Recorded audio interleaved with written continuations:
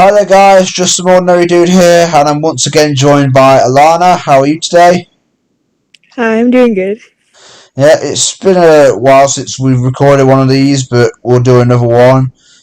Today we're going to discuss the character of Lisa Loud, who is one of the few members of the Loud family that we haven't done a segment about yet. And I suppose there's quite a lot you can say about this character, really. Lisa Loud, it's weird. With the Louds, there's 11 main kids, not to mention two parents and a bunch of pets and extended family members and all that stuff. But even just considering the core family unit, you've got Lincoln, you've got 10 sisters, and they're sort of like the main characters. And out of those 10 sisters, it can vary quite a lot as to who your favourite is. Like, some people, like, I think most people really love, like, Luna and Lenny and that sort of thing. Some people will be fans of Laurie because of how much she's developed as a character. Some people will be fans of Luann because she's really funny. Some people will be fans of, I don't know, Lana because she's cute, or Lola because of how well-rounded she's been over the years and how many good episodes she's had. Some people will be fans of Lynn Jr., but when it comes to like favourites, two characters that I notice are pretty much always down there in terms of who everyone's favourite is are Lily because she's the baby of the family, which I guess kind of makes sense, and Lisa. Um, they're the two that I don't think they're many people's favourite, if that makes sense. Yeah, I've noticed that as well. Like, she seems to be low on like a lot of people's lists. Yeah, like I don't think everyone hates Lisa, but it's like, yeah, No. when it comes to favourites, she's like down there for everybody.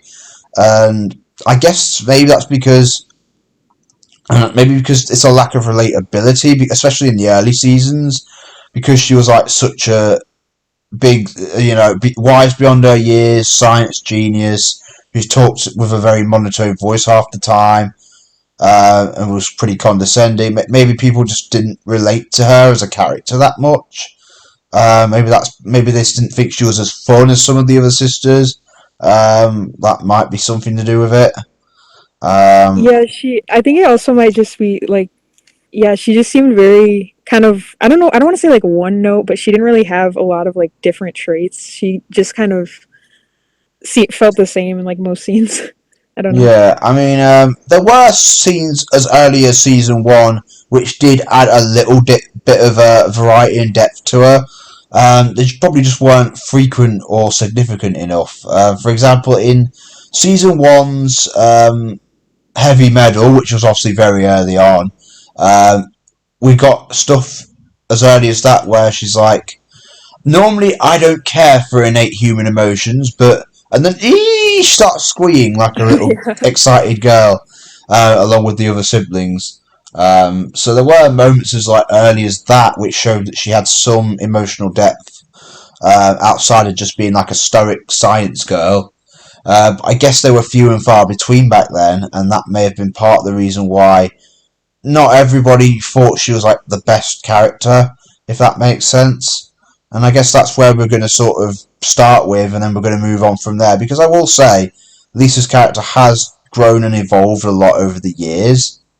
Um, Yeah, definitely. I agree with that. yeah, I mean, when you started first watching the show, Alana, what was your overall opinion of Lisa as a character?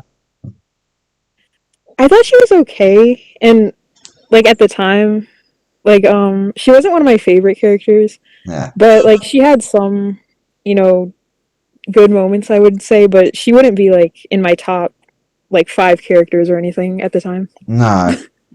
I mean, and that's the thing, isn't it? Like, most people, I don't think that many people outright disliked her. Like, most people are just very indifferent to Lisa, I think is the best way to put it. They're very neutral on her character.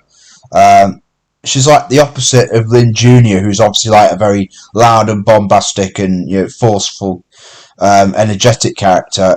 With Lynn Jr., you either absolutely love her and she's one of your favourites, or you hate her and basically want her out of the show. And it's like very few people are in between with her. It's one extreme or the other. Whereas Lisa's the opposite. Everyone's like, she's okay, but I don't really care for her, and that's sort of the thing. Yeah, that's pretty much what it seems like. Yeah, Especially back then. yeah. I I feel mean, like now, more now, I feel like more people like her I character think than generally before. people like Lisa more now. But this is something we'll get into later in the podcast. I think she's generally more well liked now than she was, but she's still not liked to the point where she's a lot of people's favourites. She's still one of the lesser favourites in the cast, if that makes sense. Yeah. And maybe that's just because I don't know they find the other siblings more fun, or well, they always sort of thought Lisa was just okay, so they'll always in their head just think she's okay, and that's basically it. Yeah. Once you think something, once you get a first impression of somebody or something, it's hard to shake, and maybe that's sort of the case with this character. But I will say she has got better. But going back to say season one, I mean, at that point, she was mostly just like. I think the best way of putting it is in the early seasons, Lisa was treated as a scientific genius who just happened to be a little girl, whereas later on she was treated as a little girl who just so happens to be into science. Yeah, that's a really good way to put it. Yeah, so in the early seasons, like she normally talks with this almost stoic expression and vocal tone. You know, she seems very disinterested in everything. She seems very condescending towards like Lincoln and the other sisters and all that. Um, and I guess there was just a lack of relatability early on. Like in season one, the only episode where she really has a lot of focus is well, you could argue there's two of them. I mean, there's what was it, Snowboard? What was the one where she gets all the machines and starts creating snow days, just to basically teach them all a lesson um, that snow days aren't as fun as they think. Um, Oh by yeah. pelting them with snowballs ruthlessly day after day. Um, and then there's also, I guess, the butterfly effect, which technically was in Lincoln's dream, but he thought that, well, in that episode, obviously, Lenny becomes super smart and overshadows Lisa, and she basically just gives up on science at that point. Oh yeah. And that was like basically the thing with Lisa's character. Anytime she did let her guard down, it was usually her like pulling a scheme on her siblings or trying to outsmart them in some way. And like it always, even though there were little moments which demonstrated emotional depth, it always seemed to go back to the idea that first and foremost, she's a girl who's smart way beyond her years. She doesn't care that much for inane human emotions, and she thinks she's better than everybody else in the family. And maybe that's part of the reason why people didn't really take to her that much. They just thought, we're not really into this character. And in season two, at the start, it sort of carried on in that same direction. But then this sort of relates to what I said before about how the show has changed, because around the second half of season two, they started doing more episodes focusing on one individual Loud sister rather than the family as a whole or just Lincoln and Clyde. Um, Yeah. and at that point, we start getting episodes like Friend or Forks, which of course is Lisa's first like truly great episode, which shows a better side to her character. So in this episode, of course, this is when she meets Darcy, who wouldn't become a major character again until all the way in like season 8. But there you go. Oh, that's crazy. But yeah, in this episode, obviously, they introduced Lisa's actual best friend. And obviously, Lisa struggles with the concept of friendship. She only really does it at the start because she needed it to get a better grade. And she basically just sort of uses Darcy to achieve her own ends. But obviously, by the end of the episode, she realizes that she should just be a good friend to Darcy because, well, it's good to have friends and it's good to be nice to people. Um, which for Lisa is something that she didn't really demonstrate that much before this point. And this was the first episode to, I think, really show that, yeah, she's a human being. She's still a little girl with personality flaws, and an emotional side and depth to her character, and not just this one note science, really intelligent science girl. Yeah, like I think Friend or Foe is one of like Lisa's best episodes because, especially because of the fact that it was like the first episode that like kind of developed her in a way and put Oh, her in a absolutely. different situation than usual. Yeah. I mean, and then once that happened, we do start getting more episodes about Lisa, like individually.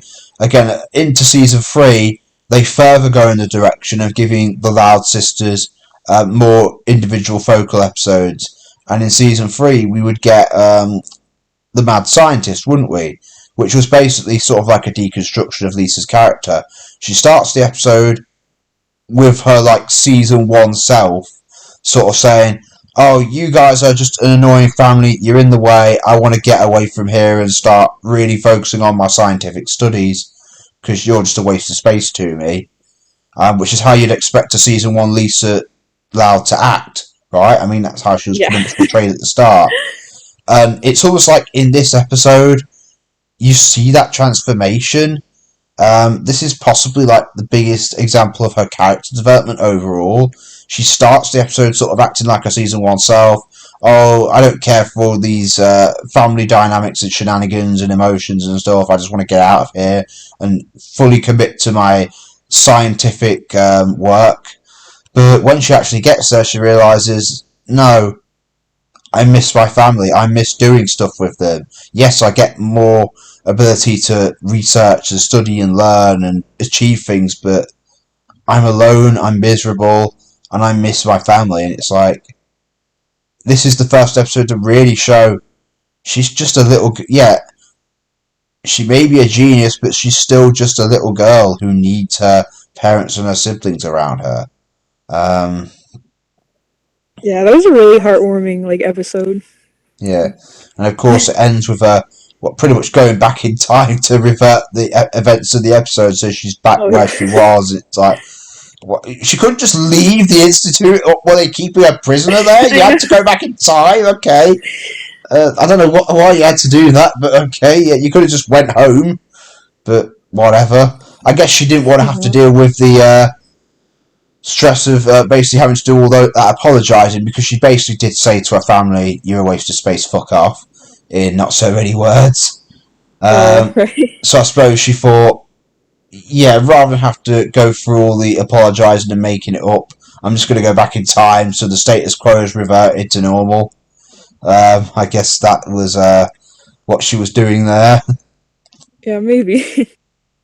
Um, but yeah, so then obviously after that point, I think Lisa does start to generally like by around season 4. I think she generally has changed outright. Um, I mean, by the end of season 3, we're getting more scenes where she's doing stuff like listening to West Coast rap and like on her headphones and stuff like that, and we're seeing more scenes of her just acting like a normal little kid rather than this one note genius. Again, like in Right. Racing Heart, she's doing laser tag with Darcy, um, and all that sort of thing. So I think it was around this point where the writers realised, yeah, Lisa Loud is better off when we write her as a little girl first and a great scientist second. And I think from that point onwards, around season 4 onwards, they committed to writing her in that way, and I think it did benefit her greatly for them to do that, because before that point, I just don't think people found Lisa very likable or relatable, particularly. Right. Yeah. I mean, when would you say that you started to warm up to her character roughly? I would say like, or maybe around like season 4, but I would say more so season 5 actually. Yeah, I mean, what She had was a lot of great moments in season 5. yeah. I mean, obviously, now interestingly enough, if we sort of skip, because there wasn't that much. I mean, there was in season 4 Jerry Antics, which was a pretty solid episode, where she learns that she can't just invent stuff to keep her granddad alive forever, and she just has to sort of let him live. And that was a pretty good Lisa episode. She had a bit of a supporting role in Game Off, which was pretty good. But yeah, she wasn't that big of a focal point in season 4, I guess you could say. But in Yeah. season, I mean, at the end there was How Double Dare You with Darebot and the game show. That one was all right. Didn't really do anything. Like, it didn't achieve any leaps and bounds for a character though. But yeah, if we go up to season 5, I mean, what would be some of the moments from Lisa in season 5 that stand out the most to you? Hmm. Let me think. I would say. Hmm. I mean, I remember one especially like School of Shock. I remember that one being a pretty good episode. Oh yeah, the one where she thinks that she's a better teacher than the actual teacher and tries to take over, and she can't keep control of the other kids because we're all the little toddlers basically, and she resorts Yeah. to making actual dinosaurs come to life and bringing in her robots and stuff, and of course chaos ensues. Yeah, I that mean that was was a like pretty pretty solid crazy. episode. I guess it didn't really do anything new for a character though, like not stuff that like episodes like the Mad Scientist and Friend or Folks didn't already sort of achieved for the character. But I mean, it was a pretty good episode. And another one that I guess sort of really highlights her growth as a character. And I know you're not the biggest fan of this episode for other reasons, but there is Blinded by Science. Now, Oh yeah. obviously, this episode has a couple of other issues, like firstly bringing back Flip for the umpteenth time, and yeah, what was your issue with this episode again? Other than that, Well, the thing is, like, I don't know. I just couldn't like really get into the episode because I don't really care for Flip as a character, no. and also I just couldn't. I don't know. Yeah, I mean, I guess with I just couldn't get into it. Blinded by Science, I mean, I do kind of like that one, but not because of Flip or anything. But I do think there's a good dynamic between Lisa and the episode's main antagonist, Dr. Linnaeus, who is like a perfect contrast for Lisa. Dr. Linnaeus obviously doesn't care one iota about the well-being of other humans. She would, basically butcher them or torture them or put them through any sort of horrible experiment or treatment just so that she can get a great scientific results. And she's almost like a more villainous version of what you could say Lisa was in season 1. Because Lisa often, especially in the earlier seasons, if you remember, she would sometimes experiment on her siblings without their permission sometimes, and to their annoyance, and it was treated like a gag. But you're like, actually, that's Yeah. kind of harsh. When she's doing that, that could potentially kill them if they weren't a cartoon. Right. But obviously, Lisa has grown, as we've said, over the seasons. She's become more openly emotional and human, and like a little girl who just happens to be into science. And she actually cares about the well-being of others now. Like, she's not this sort of selfish, cruel person who doesn't care, like you could argue she was in season 1. And Dr. Linnaeus is like a perfect contrast to that because she's like a worse version of early seasons Lisa. And sure enough, the two come into conflict because Lisa's sort of sticking up for Flip and saying, look, he's a human being with rights and he shouldn't be subject to this sort of mistreatment. And obviously, Dr. Linnaeus argues with that, and Lisa and Lincoln and Clyde have to sort of stop her. But I think that episode is like a great demonstration of how much Lisa has grown in those first 5 seasons, if that makes sense. Yeah, I see where you're coming from. So there are other issues with the episode, you could say, but I do think its core, which is a Lisa episode, it does still sort of work. And I sort of did expand on this with Lisa and Dr. Linnaeus because in The Lad's Finest Hour, there's this whole conflict that I sort of did where they have a bit of a mind battle, and one of the things Lisa brings up there is, well, your mind ain't so great because all you do is, you don't care about people, you're just bothered about using them for your scientific advancements, and that's why you suck. Yeah, I think I showed you that one, didn't I? That commission I got done with Ali Jindio. Yeah, I think so. Yeah. So yeah, I actually think if they, well, allegedly Dr. Linnaeus was killed off at the end of Blinded by Science when she was putting that rocket into space, but feasibly she could have had an escape pod in there. She could have survived. So she could come back as an antagonist for Lisa. Yeah, it is possible. Yeah. Um, but yeah, that was a perfect showcase of her growth as a character over 5 seasons. And then, like you Not say, gonna there lie, I was feel like season 6 though like had really good moments for yeah, Lisa. yeah. I mean, yeah, you could.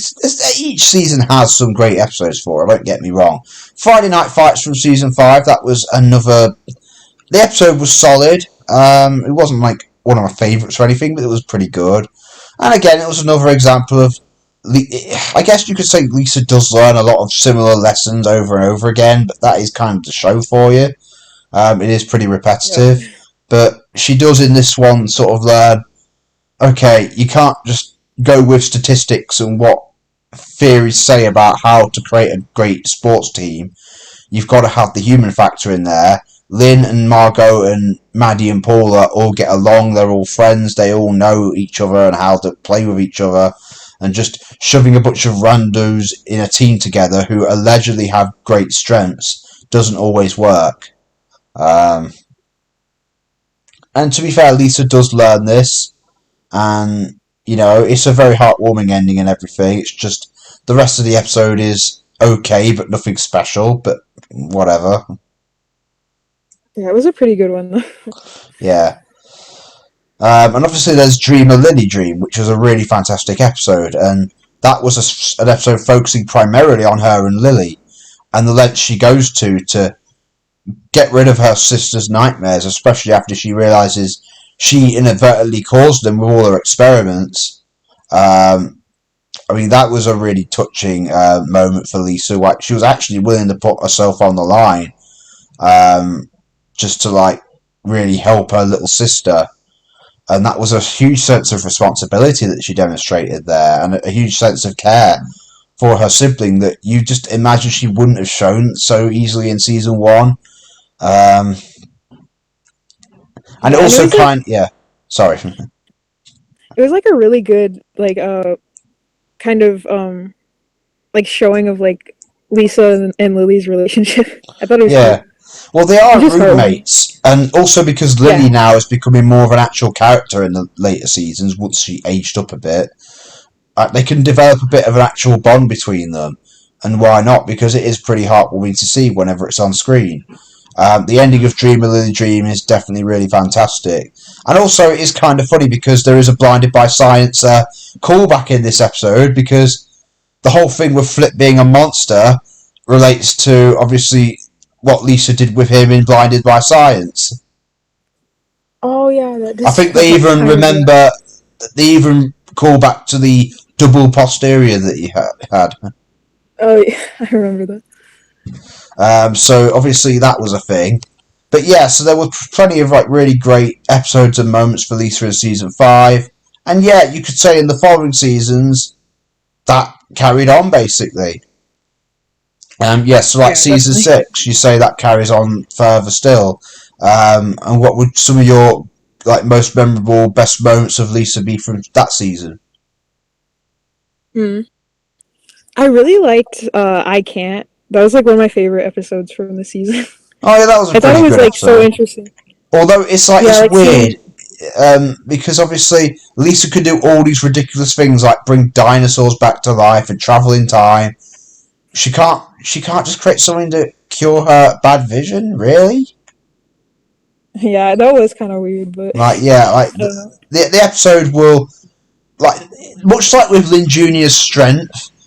An episode will usually decide how smart it wants Lisa to be, dependent on how the plot wants to go. So normally Lisa would easily be able to create something that could just cure her vision in an instant, but because they want to tell this story, suddenly she can't do it for some reason. Yeah, that's That is a strange. thing this show does. It is a bit weird. Um, yeah, Yeah, I still thought it was like a cute episode, and it was a bit goofy, but that's why I yeah, liked it. yeah. Just I because mean, of it how was fun to goofy watch. Lisa was being. Yeah, if you ignore that little that big plot hole and just sort of watch it for what it is a fun story to watch. It has some good gags, has some cute moments. Don't get me wrong, if you just sort of shut your critical thinking brain off for a minute and just sort of watch it, it is fun to see. It's just the fact that it's well, yeah, you're still watching it thinking Lisa could have just cured her vision in an instant. She could travel in time, for God's sake. Yeah. Yeah, she can travel. I don't In know. fact, they Agreed. mentioned that, I think, in an episode, like, oh, you could do all these great things, Lisa, but you can't create something that does something as simple as that. And it's like, yeah, basically, the plot requires me to not be able to fix it, so I can't fix it. Is basically what she should have said there. Yeah. It's like Oh, Lynn that's Junior funny. with her strength. It's like she can lift up the Loud House in one episode, but she can't lift Flip in another one. Um, and she can wrestle an alligator in one episode, but not a bobcat in another one. It's weird.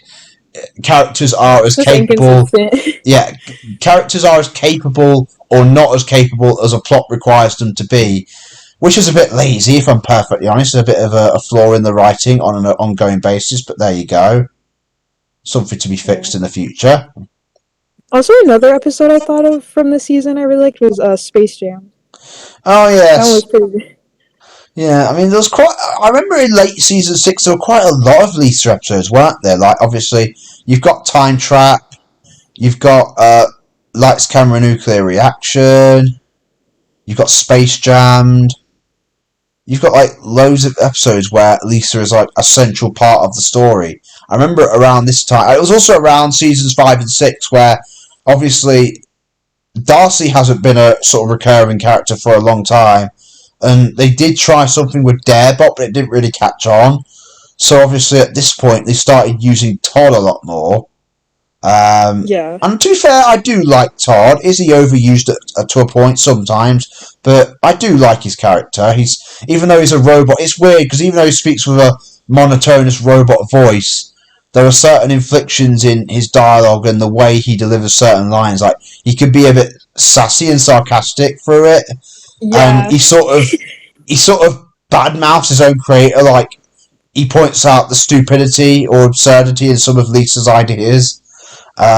And she's like, Yeah, he could be really funny. yeah, He and just has Lisa funny, could like, sometimes, yeah, one-liners. and Lisa could sometimes turn around and be like, I don't remember programming you to say all this to me, or yeah. Yeah. But yeah, it's like even Lisa's own robots think that she's off her head sometimes. It's kind of funny, but yeah. Yeah.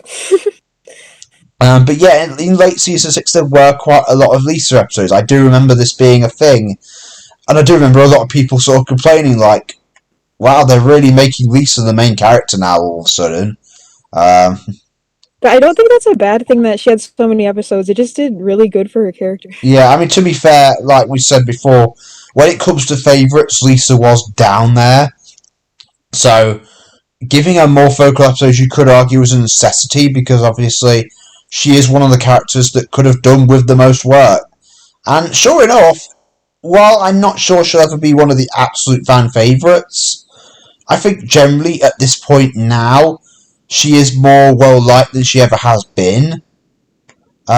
People are acknowledging how much she has changed and got better as a character over time. She's become more well-rounded. She's become more likable. She's become more relatable. You know, she is just now a little girl with other things, other interests, other personality traits, who just so happens to be a scientific genius. And that does work better than just having her being this almost sort of robotic, uncaring character who's mainly just into science who happens to be a little girl. Yeah, and a lot of those episodes from like seasons 4, 5, 6, especially, they did do wonders for her character. I can't deny that. So, I mean, and plus her dynamic with Todd is pretty good. And speaking of that, I mean, Lisa has Todd and Darcy now to work off because as of the more recent seasons, Darcy is making a comeback. Oh, yeah. I Um, think so. Yeah. yeah, like in season 7, I mean, there's not that much of her. I mean, she had a pretty good episode in Waking History. Um, she's not really that big a part of season 7, to be fair. She's all right. She doesn't really have a lot of focal episodes, maybe because she had so many in season 6. But I do remember it. Yeah, in season 8, I mean, there's which one was, what was the episode called again? I mean, there was Incognito and Sales Forced, which were both pretty great episodes for the character. Um, Yeah. yeah, Sales Force especially was pretty interesting. yeah. That was a And good one. and it's weird because Incognito, a season 8 episode, is almost like the long-awaited sequel to Friend or Fox from season 2. It only took them 6 seasons, Yeah, finally. but it's like, yeah, in season 8, all of a sudden Darcy's like a major character again. And I swear she's had a growth spurt. She's like twice the size she used to be. Um, but Yeah. in Todd Nito, she's obviously one of the main characters in that one. And she also appears, I think, briefly a couple of times in the special Close Encounters of the Nerd Kind. And suddenly she's like making reappearances again. It's like, oh, okay, so they're actually remembering that Darcy exists and she's supposed to be Lisa's best friend. That's good. Yeah. And yeah, Sales Force was a pretty good episode as well. Yeah, so overall, we're here now. I'm not going to go into season 9 because not everyone's seen it yet. Not that there's really been that much of Lisa in season 9 yet, but I haven't. no. So, but yeah, as of season 8 at least, she is now a vastly improved character. She's had a lot of great focal episodes, and you know she has some good dynamics with some of her siblings, and she has good dynamics with Todd and now Darcy now that she's back. In fact, season 8 did bring back a lot of old one-shot characters, didn't it? Like you had Winston from Ellis for Love return.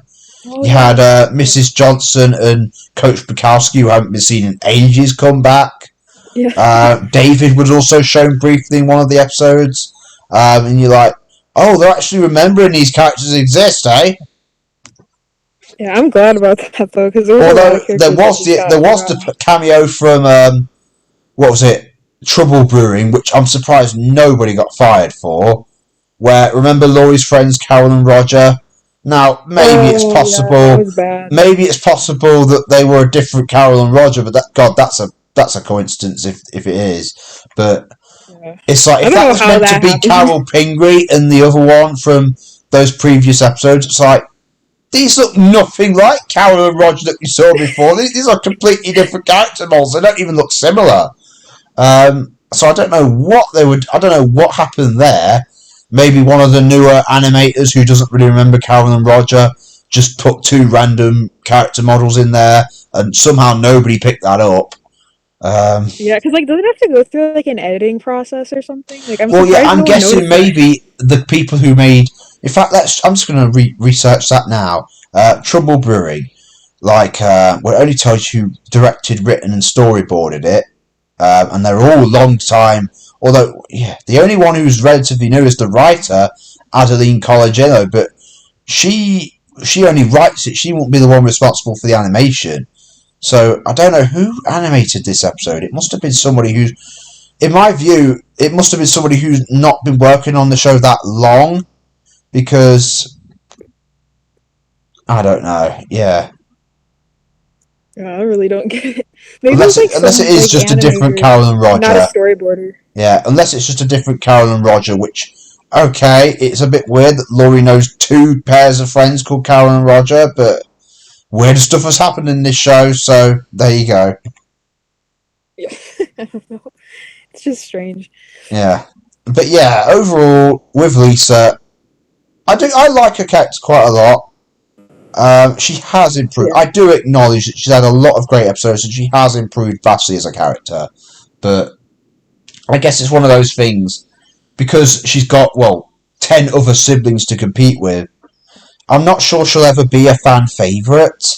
I think characters like Lenny and Luna and Lana and so on will always naturally be more popular than her. I guess that's just the way it is. I think some people do. I think she is getting a few more big fans of hers now, though.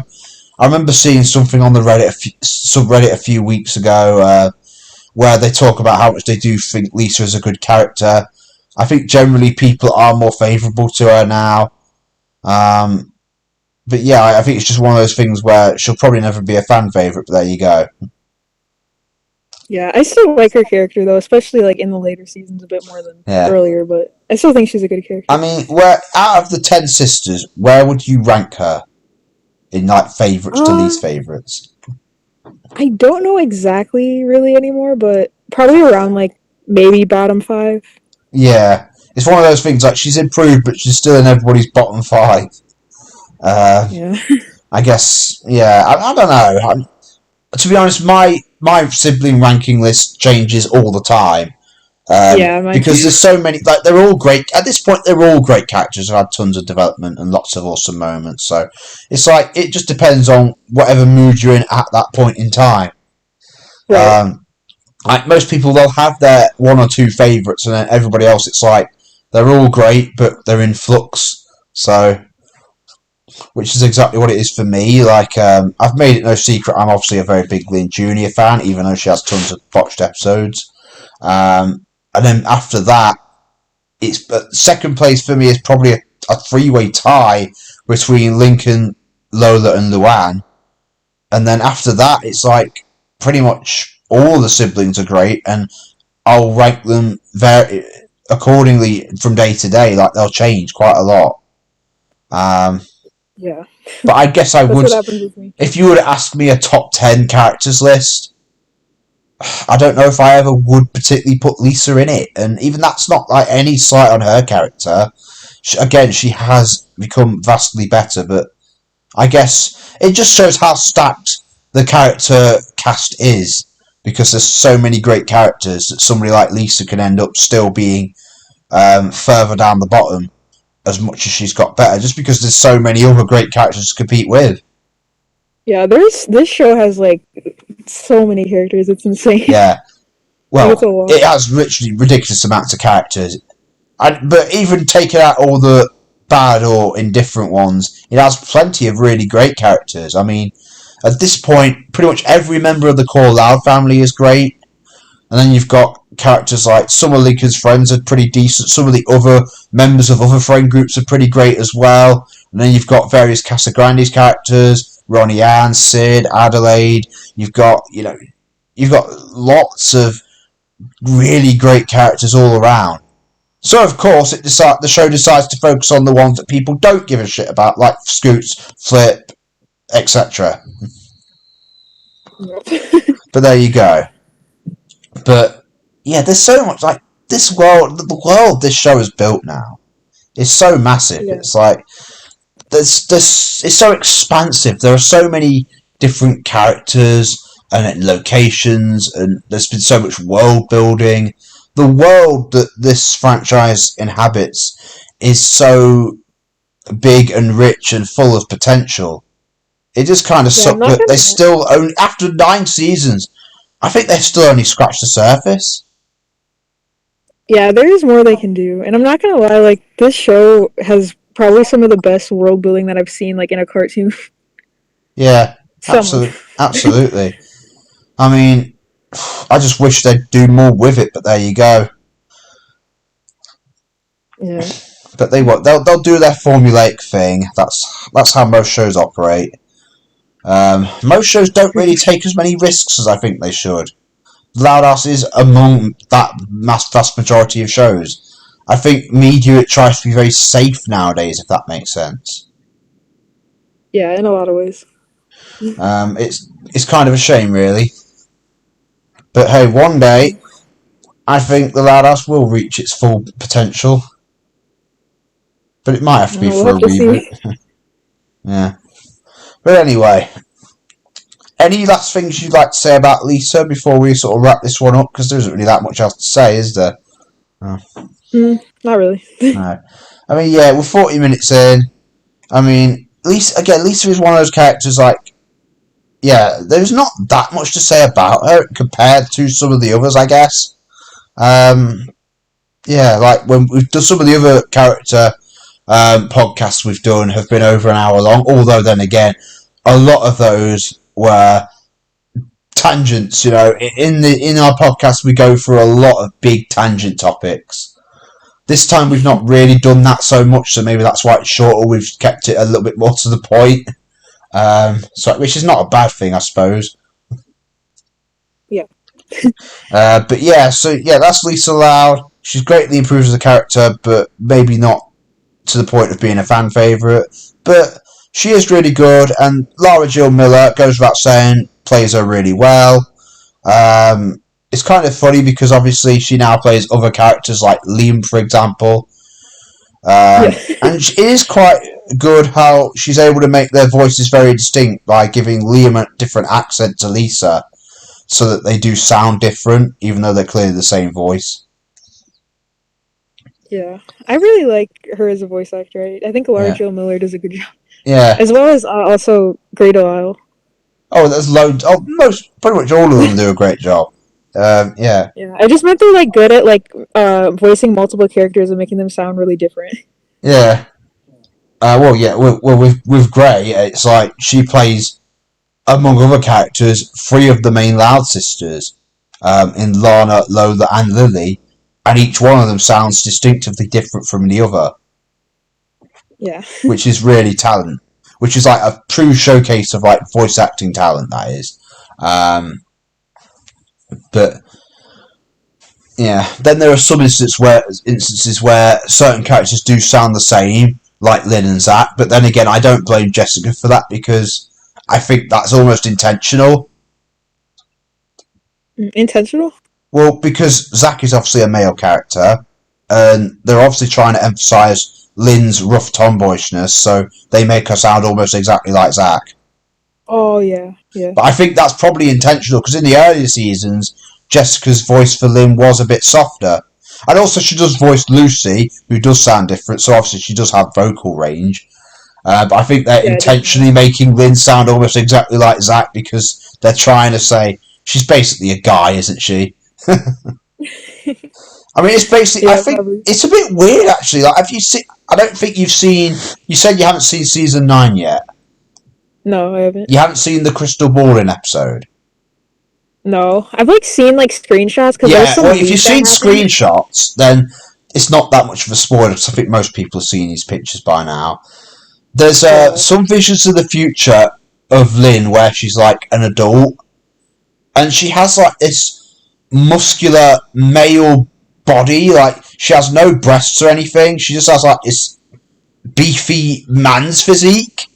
And I don't know, it's like, I get the impression that between this and A Dark and Stormy Night, where she imagines herself as like this giant, burly looking masculine alien, I get the sense like she basically considers herself a big muscular dude.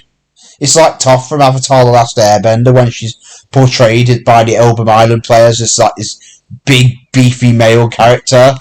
And I guess the same can go with Lynn. Like, she imagines herself as like this big, muscular man. I don't know. Are they? Is that what the show's trying to imply? It Oh might no, be. maybe. I don't know. Like, I almost sort of get the sense they're going that direction. Like, Lynn basically sees herself as a boy. I mean, the whole point of one of the boys is that Lynn is exactly like the Loud brothers, and basically is a carbon copy of her male counterpart. But there you go. Yeah, who knows? Yeah. I don't know. But yeah, anyway, like I said, we're going into a tangent now, so yeah, I think we'll end it there. We've said pretty much what we need to say about Lisa. Any particular favourite episodes of hers before we wrap this up? I don't know, maybe like either I Can't or Space Jammed. Fair enough. I mean, for me, it would be.